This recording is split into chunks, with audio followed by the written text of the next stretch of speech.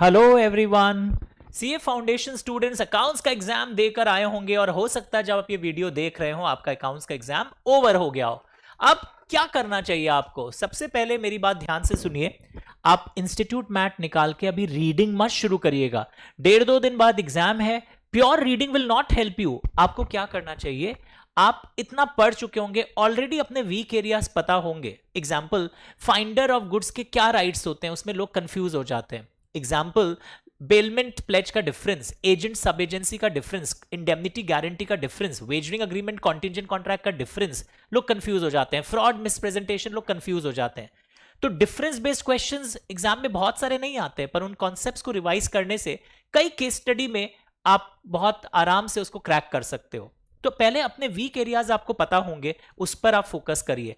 आप इंडिविजुअली एक एक लाइन अगर पढ़ने जाओगे ना, दैट इज रीडिंग। रिवीजन में क्या होता है, आप अपने वीक एरियाज पहले आइडेंटिफाई करते हैं। मैं क्या करता था जब मैं एकदम छोटा था आपकी उम्र का, now I am 47, when I was your phase, what I used to do, मैं पहले 3-4 घंटे में अपने उस एग्जाम के सारे एरियाज जो मेरे वीक एरियाज हैं, कि मैं कंपनी लॉ में एंट्रेंचमेंट क्लॉज भूल जाता हूं, मैं उस पर फोकस करता। मैं पीएफआई का डेफिनेशन भूल जाता हूं, सर मैं भी भूल रहा हूं, तो आप उस पर फोकस करिएगा। मैं पहले ये 3-4 घंटे में ये भी भूल जाता हूं, सेक्शन 8 कंपनी में रिवोकेशन ऑफ लाइसेंस का केस। मैं एलएलपी में अनलिमिटेड लाइबिलिटी कब होती है ये भूल जाता हूं। मैं small company and small LLP में कंफ्यूज हो जाता हूं, मैं इस पर फोकस करूंगा।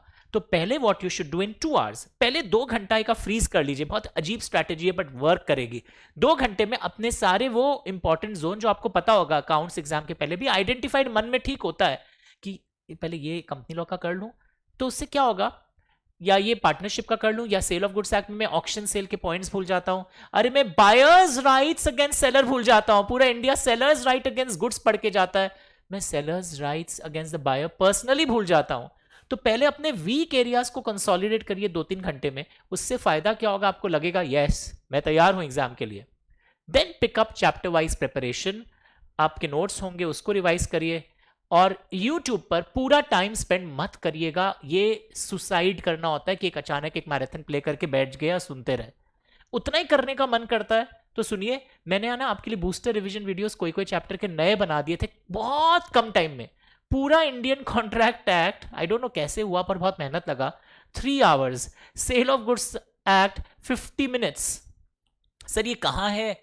इस वीडियो की डिस्क्रिप्शन लिंक में भी डाल दूंगा सारे अच्छे वीडियोस को, वो कर लेना अगर इतना आपको कम मतलब लग रहा है कि पूरा कैसे देखें। 8-8 घंटे के वीडियोस देख लिए ना, कुछ नहीं लिख पाओगे, चैलेंज है। तो आपको टाइम बचाकर चलना है, अंडरस्टूड। नेक्स्ट, मैंने बेस्ट आरटीपी एमटीपी सर वो कर लूं इस बार का, मत करना। मैं उसमें से खोज खोज कर कि आपका डुप्लीकेशन ऑफ एफर्ट्स ना हो, 4 क्वेश्चन पेपर बनाया हूं, 5वां कोशिश करूंगा अगर बना दूं, नहीं बनाऊं तो भी कोई टेंशन नहीं है आपको। 4 क्वेश्चन पेपर है, सोल्यूशन भी है। तो या तो आपने पहले वीडियो देख रखा हो, चारों के सोल्यूशन वीडियो ये इस वीडियो के डिस्क्रिप्शन लिंक में डलवा दूंगा। और अगर वीडियो नहीं देख रखा है आपने, तो अब टाइम तो है नहीं, पर मार्क्ड सोल्यूशन के स्क्रिप्ट्स हैं, उसको पन्ने घुमा लेना, काम हो जाएगा। तो अंधेरे में तीर मत चलाना, बल्कि जो मैं बोल रहा हूं वैसे चलिएगा। इंपॉर्टेंट केस स्टडीज इसमें तो रिफ्लेक्ट हो ही जाते हैं स्टेप 2 में। इसके अलावा आपने अगर कुछ मार्क कर रखा होगा वो कर लीजिएगा। तो ये सब कर लेने से आप देखोगे टाइम बचेगा और आप बड़े लेवल पर आओगे। वरना लोग गंदा काम क्या करते हैं पता है, मैं सर ये टॉपिक पे ज्यादा फोकस कर लूं, 2 चैप्टर छोड़ दूं, सर मैं वो कर लेता हूं रेगुलेटरी फ्रेमवर्क, कम टाइम में हो जाता है। अरे क्या फायदा, क्वेश्चन 1 पहले सिक्योर करो। And question 1 is based on contract act, company law and partnership, ये 3 आपके सॉलिड होने चाहिए, वरना क्वेश्चन 1 आपका अफेक्ट हो जाएगा। तो मैंने आपको एक पेपर पैटर्न का वो भी दिखाया था। I also showed you one paper pattern analysis, किस चैप्टर से, इसको भी वीडियो में अटैच करवा दूंगा 2-3-4 टर्म का दिखाते हुए कि किस क्वेश्चन में कौन से चैप्टर से आता है। Even these things you have seen कि कहाँ से क्वेश्चंस आते हैं हर चैप्टर में, वो भी आपके लिए मैंने बना रखा था। पर वो देखो अभी देखकर कोई फायदा नहीं है, अभी आप पहले अपने वीक एरियाज कवर करो। रेगुलेटरी फ्रेमवर्क के लिए मैं एक बात बता दूं आपको, 2 चैप्टर्स एकदम सुबह गाड़ी में टैक्सी में अब जाते वक्त भी, ये जो चैप्टर्स होते हैं ना, लाइक रेगुलेटरी फ्रेमवर्क, बहुत थियोरिटिकल है, वो सब बहुत टाइम देकर पढ़ना पड़ता है और ज्यादा देर स्टोर भी नहीं रहता। और एनआई एक्ट वो भी बहुत डेंजरस है, rules of compensation, waiver from presentment of instrument, delivery का इंपॉर्टेंस, और बाकी तो आप जानते हैं इनक्वेट, इनलैंड, फॉरेन, ये सब आपको ऑलरेडी पढ़ा हुआ है।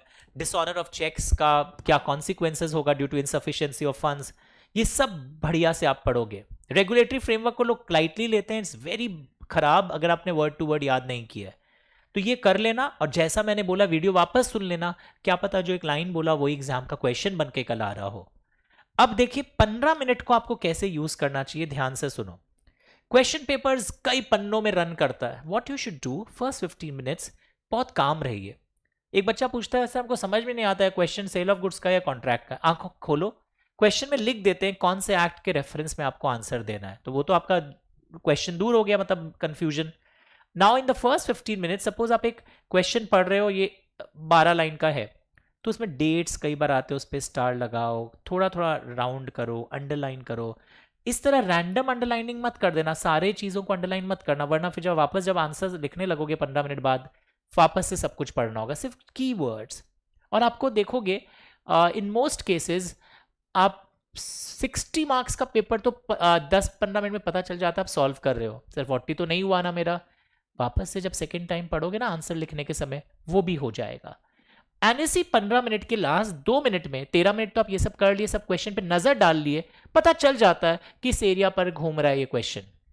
बट सिर्फ एरिया पता चलने से आप आंसर नहीं कर सकते, जब अंदर वापस पढ़ोगे आपको लिखने के समय बहुत बारीकी से पढ़ोगे, हर क्वेश्चन के समय है ना उसका एक्सेप्शन भी वर्कआउट करने का कोशिश करना कि तुम जिस दिशा में जा रहे हो कहीं उसका यू टर्न वाला एस्पेक्ट तो नहीं है। और ये सर याद कैसे किया जाता आंसर लिखने के समय, आपको है ना अगर माइंड को तो पीछे ले जाकर कि अरे सर के बुक में ये कहाँ था, पहले उसके पूरे पेज को आप रिकॉल करना, फिर एक अपने हाथों को चलाना। अपने क्या करते हैं, एक लाइन दिखते ही एक लाइन लिखना शुरू कर देते हैं, डोंट डू दैट। अब एक दो चीज पता होगा, सेक्शन नंबर्स उतने इंपॉर्टेंट नहीं है, according to Indian contract, according to sale of goods act लिखते हो तो भी चलेगा। आप याद रखना answer to question number 1A, फिर आप 1C भी कर सकते हो, अगले पेज में 1B भी कर सकते हो, मतलब एक क्वेश्चन पिक करो तो उसके अंदर आप सीक्वेंस ऊपर नीचे कर सकते हो। बट आप ये नहीं कर सकते 1A 4B 3C चेक कर लेना, दे आर नॉट योर गुलाम। आपको एक सीक्वेंस मेंटेन करना होगा, पहले 4 कर दो, फिर 3 कर दो, 2 कर दो, चलेगा। क्वेश्चन 1 यूजुअली डेंजरस होता है, पहले अटेम्प्ट नहीं करना चाहिए, बाद में करना चाहिए। पहला क्वेश्चन बहुत ध्यान से सिलेक्ट करना, एक कहावत है ना, first impression is the last impression, तो फर्स्ट क्वेश्चन एक्चुअली बहुत बड़ा डिसाइडिंग फैक्टर होता है। एक चीज, आंसर लिखने के समय 2-3 पैराग्राफ मिनिमम दिखला लेना चाहिए, एंड अंडरलाइन फ्यू वर्ड्स, पूरा अंडरलाइनिंग मत करना, बहुत आंखों को और की इरिटेट करेगा। अंडरलाइन की words in your answer, okay.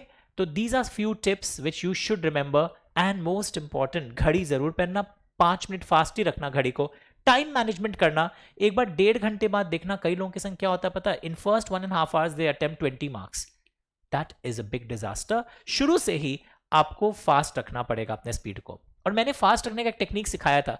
कई बार इन लोग बदमाशी करते हैं, कोई आंसर होना चाहिए 7-8 मार्क्स का, इसको इन लोग दे दिए बदमाशी में 2 मार्क्स का, 3 मार्क्स का।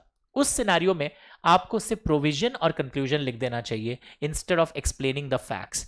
तो तुमको मार्क्स को ऑब्जर्व करना चाहिए, इतना मार्क्स का है तो मैं कैसे कटौती करूं, वो ऑन द स्पॉट डिसीजन लेना पड़ेगा आपको। I can not pre inform you कि इसमें इतना लाइन लिखना, तो वो ऑन द स्पॉट लिखना चाहिए। अब ये मत पूछना सर कितना आंसर बड़ा होना चाहिए, जो आपको पता है, आप वो तो इतना 4 महीने से आप पढ़ रहे हो, you must know the appropriate content of your answer and then frame it. तो इन चीजों को ध्यान में रखते हुए आप करिएगा। And most important, answer script के ब्लैकिंग से लिखना होता है, शायद एडमिट कार्ड में लिखा हुआ है, चेक कर लीजिएगा विच इंक टू बी यूज। और आंसर स्क्रिप्ट में ना एक ऐसे बॉक्स बना रहता है, विच क्वेश्चंस यू हैव अटेम्प्टेड, जो बच्चा लिखता है 4 3 2 1 6, क्यों? क्योंकि इसके बाद पास में लोग मार्क्स अलॉट करते हैं। अगर आप ये नहीं लिखोगे तो भी पेपर चेक होगा, बट एक रिस्क रहता है कहीं आपके लिखे हुए आंसर्स चेक ना हो। तो अगर तुम्हारे लिखा हुआ रहता है तो it's a safety clause that you have written. और कोई भी भगवान का नाम, खुदा का नाम पेपर में मत लिखना, it is considered as a wrong measure taken by student की कोई के साथ, टीचर के साथ कोड वर्ड सेट है तो you are not allowed to draw कोई ऐसे इस टाइप का धर्म का साइन, कोई भी ऐसे एरो, कोई भगवान का फोटो, कुछ बना नहीं सकते आप आंसर स्क्रिप्ट में। तो ये छोटी छोटी बातों को मैंने आपको बता दिया, एंड हम फिर मिलेंगे सीए इंटर में with all subjects under one roof. So be in touch, and और कोई भी क्वेरी हो तो आप मुझे व्हाट्सएप कर लीजिएगा. बाकी आपको पार्टनरशिप सेल ऑफ गुड्स के रिवीजन क्लासेस जो ऑलरेडी दिए हुए कुछ दिन पहले, वो फिर ऐड करवा दूंगा. और 2 बड़े एक्ट्स का मैंने फिर से नया आपके लिए बना दिया था. That's it, Indian contract and sale of goods act. Thank you so much.